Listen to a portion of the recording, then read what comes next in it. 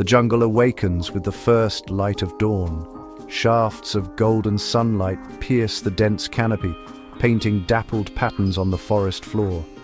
Here, in the heart of the Indian subcontinent, life unfolds in a vibrant tapestry of sound and movement. The air, thick with the scent of damp earth and sweet blossoms, hums with the buzz of insects and the distant calls of exotic birds. Towering sal trees, their trunks wrapped in a thick embrace of climbing vines, stand as silent sentinels over this emerald kingdom. Monkeys chatter and leap through the high branches, their playful antics a constant backdrop to the more serious dramas playing out below. This is a world of breathtaking beauty, yet it is also a world of constant vigilance, a place where life and death are intertwined in a delicate, unending dance. Beneath the protective shadow of a gnarled banyan tree, its roots sprawling like ancient serpents, lies a hidden den. This small, sheltered hollow is a sanctuary, a nursery for new life. It is here that a magnificent tigress, her coat a brilliant canvas of orange and black, has made her home. Her name among the forest creatures is whispered on the wind, a sound of respect and awe. She is the queen of this domain, a powerful predator at the apex of the food chain. But here in the quiet intimacy of her den, she is simply a mother, her every instinct focused on the three precious lives that depend entirely on her for their survival and their future in this vast, unforgiving wilderness. Her three cubs, barely 3 months old, are miniature replicas of their formidable mother. Their fur is soft and downy, their blue eyes still holding the innocence of youth. One is bold, always the first to pounce on a twitching leaf or his sibling's tail. Another is cautious, observing the world from the safety of his mother's side.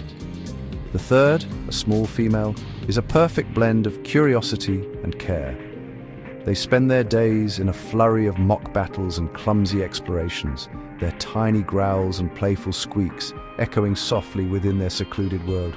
Their mother watches them with an expression of profound tenderness, a gentle giant tolerating their needle-sharp claws and teeth as they tumble over her massive paws. For now, this small patch of jungle is their entire universe.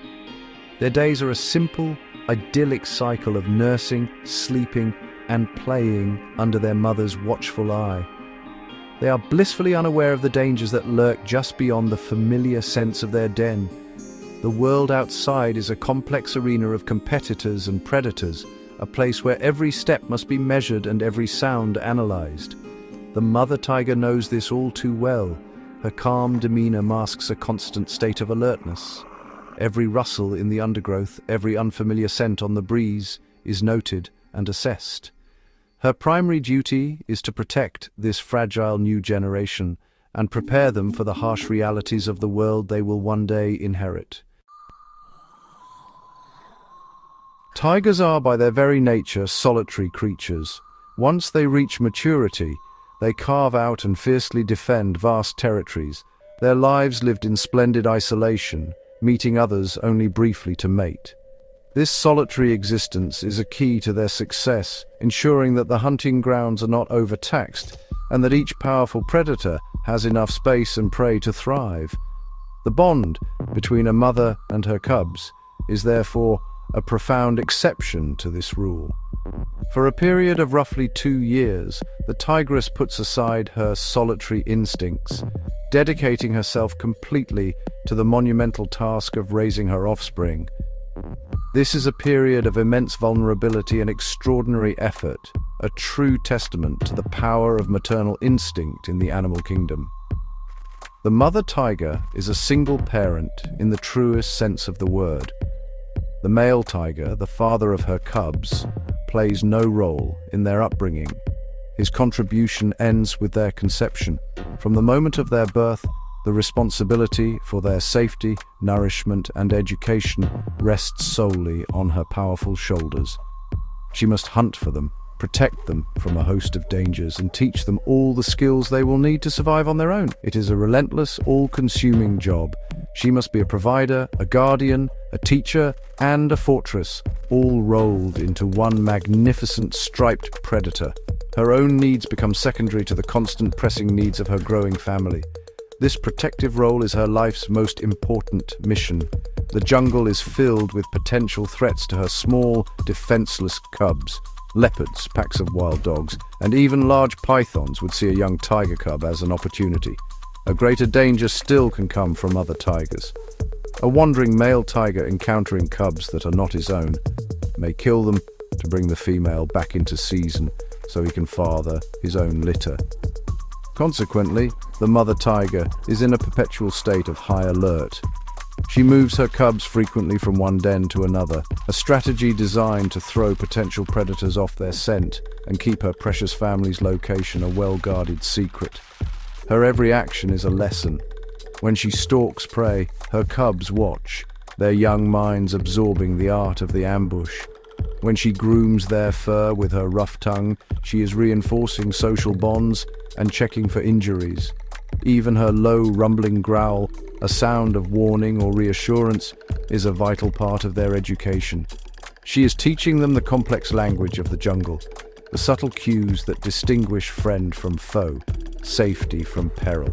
Her burden is immense, for she is not just ensuring their survival in the present, she is shaping the very future of her lineage, passing down the ancient wisdom of generations with every hunt, every move, and every watchful glance.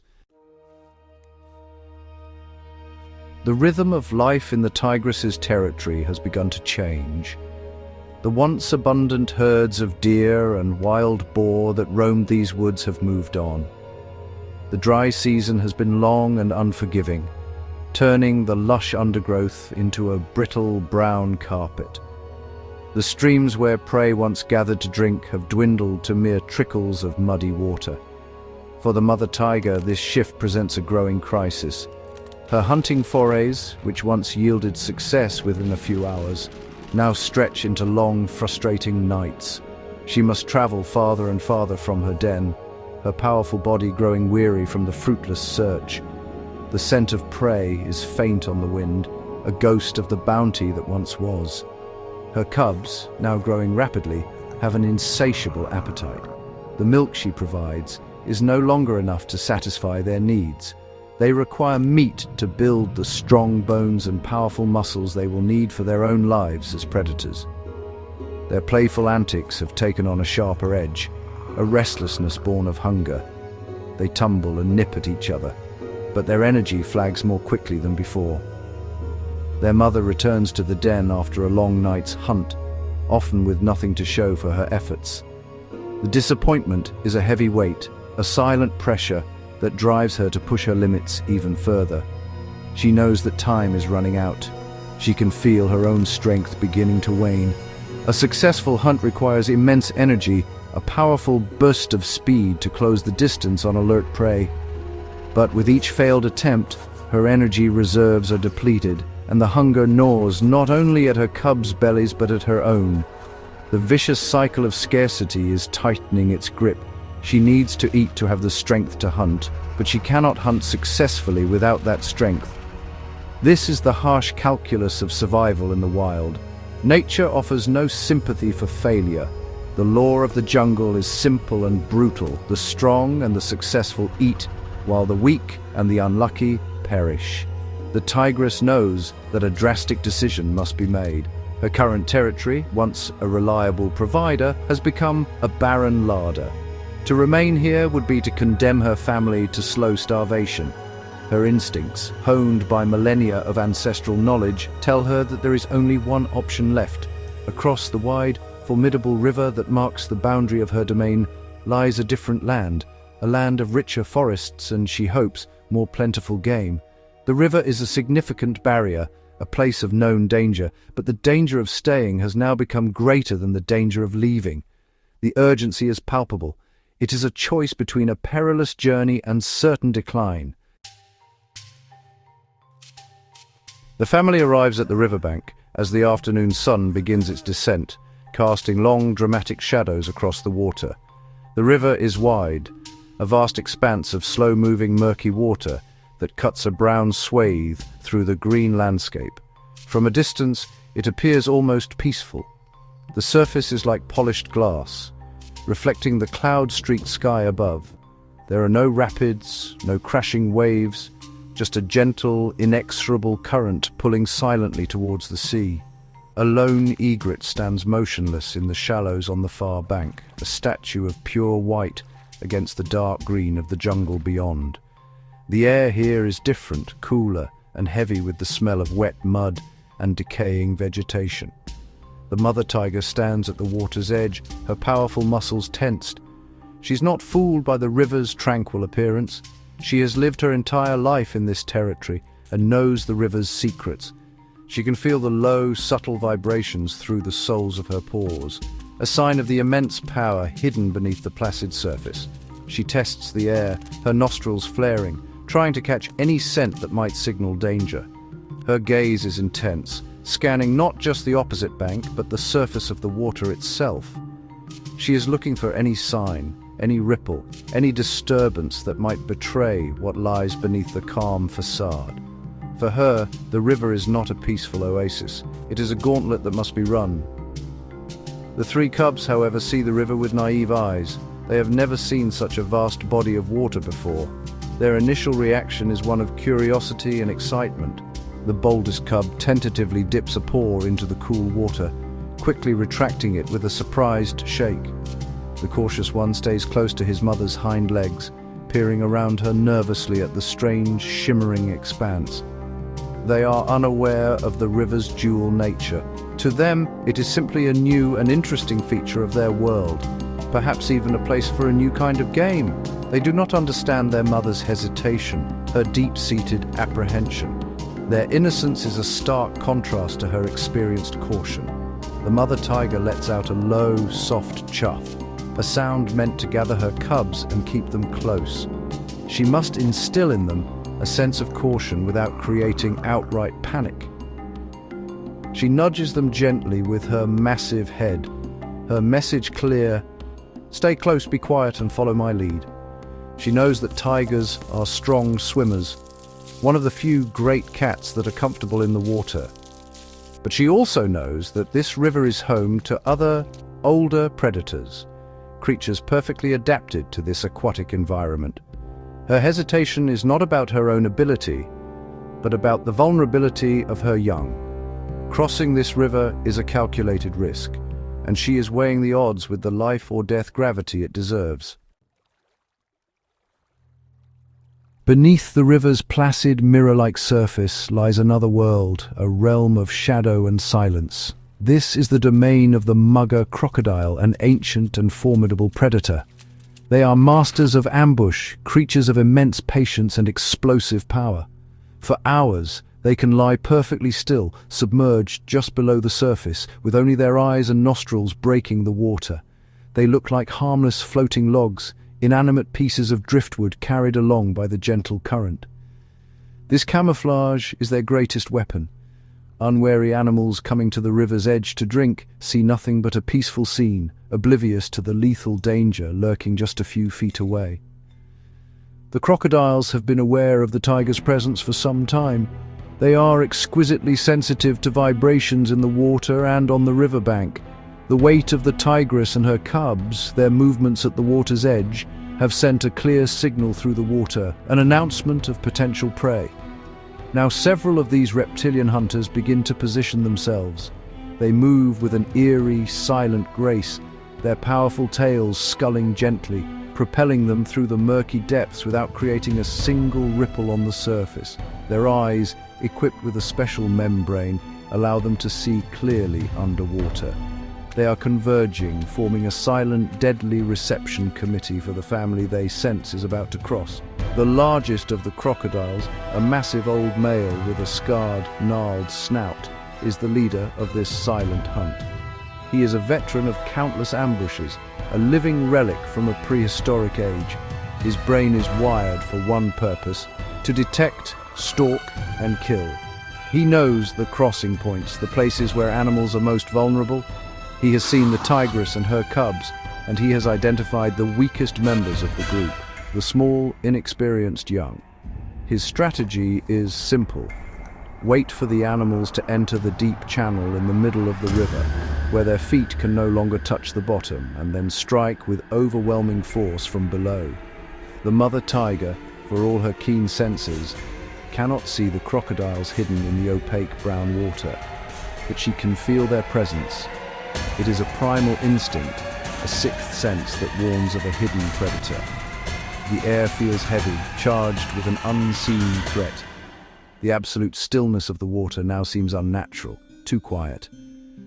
The usual chorus of croaking frogs has fallen silent. Even the birds in the trees along the bank seem to have hushed their calls.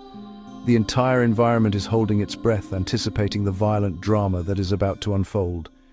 The stage is set, the actors are in place, and the hidden danger is coiled, ready to spring.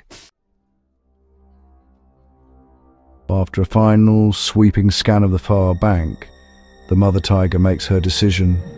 The risk of waiting any longer is just too great. Darkness will soon fall, bringing with it other nocturnal dangers. With a low, encouraging growl, she steps decisively into the river. The water swirls around her powerful legs as she moves deeper, her body a beacon of confidence for her hesitant cubs. Seeing her go, they follow, their small bodies splashing clumsily into the shallows. She keeps them close, positioning herself slightly downstream to shield them from the main force of the current. The family moves forward as a single unit, a small, brave flotilla venturing into the vast, unknown expanse of the river. The first part of the crossing is deceptively easy. In the shallows, the cubs can touch the bottom, and they paddle along with a mix of fear and excitement. Their mother moves steadily ahead, her head held high, her eyes fixed on the opposite shore. She is the very picture of maternal strength and determination. But as they reach the deeper central channel, the riverbed falls away. The cubs suddenly find themselves out of their depth, their small legs kicking frantically to stay afloat. They begin to panic, their playful squeaks turning into cries of genuine distress. The mother tiger circles them, nudging them, her deep, rumbling growls urging them to keep swimming, to keep moving forward. It is at this moment of maximum vulnerability that the crocodiles strike. The surface of the river explodes. One moment there is calm water, the next, a prehistoric nightmare erupts from the depths. A massive crocodile, the old male, lunges with terrifying speed, its immense jaws snapping shut just inches from the smallest cub. The water boils as several other dark shapes surge upwards around the terrified family. The attack is not a single event, but a coordinated ambush from multiple directions. The element of surprise is total, and the quiet river crossing is instantly transformed into a chaotic, churning battlefield, a desperate struggle for life. The chaos is overwhelming. The cubs, already struggling in the deep water, are now faced with snapping jaws and thrashing tails.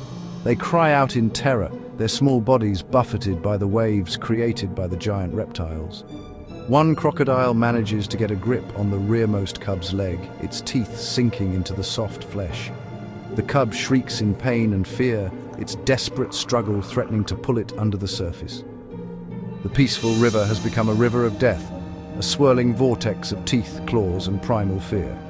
The family is scattered, isolated, and surrounded by an enemy in its element. Faced with the explosive, terrifying assault, the mother tiger's instincts ignite with ferocious intensity. She does not flee. She does not abandon her young. In an instant, she transforms from a protective mother into a furious warrior. Hearing the shriek of her injured cub, she whirls around in the water with astonishing agility. A deep, guttural roar erupts from her chest, a sound of pure, unadulterated rage that echoes across the river. It is a challenge, a declaration of war. She is no longer just a mother trying to escape. She is a queen defending her lineage, and her fury is a magnificent and terrible thing to behold. Her strategy is not one of blind rage, but of calculated, intelligent defense. She knows she cannot fight all the crocodiles at once. Her priority is to create a space, a zone of safety around her most vulnerable cubs. She launches herself at the nearest crocodile, a large reptile that is closing in on the cautious cub. She rises up out of the water, her massive forelimbs, armed with formidable claws, crashing down on the crocodile's head. The blow is powerful enough to stun the reptile, which thrashes and retreats into the murky depths. She has bought a precious few seconds. She immediately turns her attention to the crocodile that has her smallest cub in its jaws. She swims towards it, not with a direct head-on assault, but by positioning herself between the crocodile and the deeper water. She bites down hard on the reptile's thick, scaly tail. While her teeth cannot easily penetrate the tough armor, the shock and pain are enough to make the crocodile momentarily loosen its grip. In that split second, the injured cub pulls free, scrambling desperately towards its mother. The tigress places her own body between the cub and the attacker, a living, breathing shield of fur and fury. Now, she must fight and retreat simultaneously. She gathers her terrified cubs close, herding them with her body, pushing them towards the far bank. She swims backwards, facing her attackers, a constant, snarling, roaring presence of defiance. Every time a crocodile lunges, she meets it with a powerful swipe of her paw or a menacing snap of her jaws. She is fighting a battle on multiple fronts, against a powerful current and a team of deadly predators, all while managing 3 terrified and now 1 injured youngsters. It is an extraordinary display of strength, courage, and tactical brilliance, a mother's love weaponized against the darkest threats of the natural world. The final few yards to the shore feel like an eternity. The mother tiger, swimming backwards and fighting with every breath, is tiring.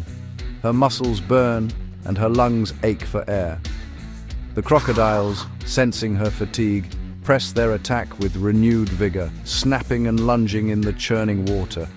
But the sight of the muddy bank, so tantalizingly close, gives her a final surge of adrenaline. She lets out another ferocious roar, a sound that seems to push the attackers back for a crucial moment. Using this brief respite, she turns and pushes her cubs forward with her head and shoulders, urging them onto the slippery mud of the riverbank. One by one, the cubs scramble out of the water, their small bodies trembling with cold and terror. The bold cub and the cautious one pull themselves onto solid ground, collapsing in a heap, their fur matted with mud and water. The injured female cub struggles to climb the steep bank, her wounded leg making it difficult to get a grip. Seeing her daughters struggle, the mother tiger, still waist-deep in the dangerous water, reaches forward and gently but firmly grips the scruff of the cub's neck with her mouth. With a powerful heave of her neck muscles, she lifts her daughter the final few feet and deposits her safely on the bank with her siblings. Only when all 3 cubs are safe does she pull her own exhausted body from the river's grasp. She emerges from the water, a magnificent dripping figure of defiance. She does not immediately relax. Instead, she turns to face the river one last time, her lips curled back in a final warning snarl. The crocodiles, seeing their prey has escaped their aquatic domain, linger in the shallows for a moment, their cold eyes watching her before sinking silently back into the murky depths. The battle is over. The tigress has won. She stands for a moment, her sides heaving, ensuring the threat has truly passed before turning her attention back to her family. She moves to her cubs, her demeanor instantly softening from fierce warrior back to gentle mother. She begins to lick them frantically, her rough tongue cleaning their fur, warming their shivering bodies, and most importantly, reassuring them with her familiar scent and touch. She pays special attention to the injured cub, gently cleaning the wound on its leg. The cut is not deep. The crocodile's teeth did not get a solid grip. She licks and licks, a low, comforting rumble vibrating in her chest. They are all alive, They are all together, they are safe. The exhaustion is immense, but so is the relief. They have faced the river of death and survived. In the quiet aftermath of the terrifying ordeal, the family huddles together just inside the tree line of the new shore. The sounds of the jungle on this side of the river seem richer, more vibrant. The air smells of promise, of fresh vegetation and, faintly, the distant scent of deer. But for now, the family is focused inward, recovering from their harrowing journey. The mother tiger lies on her side, her great body forming a warm, protective wall around her cubs.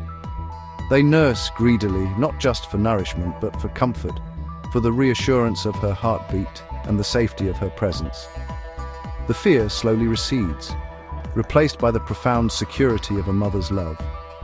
This experience, terrifying as it was, has been a powerful and unforgettable lesson for the young cubs.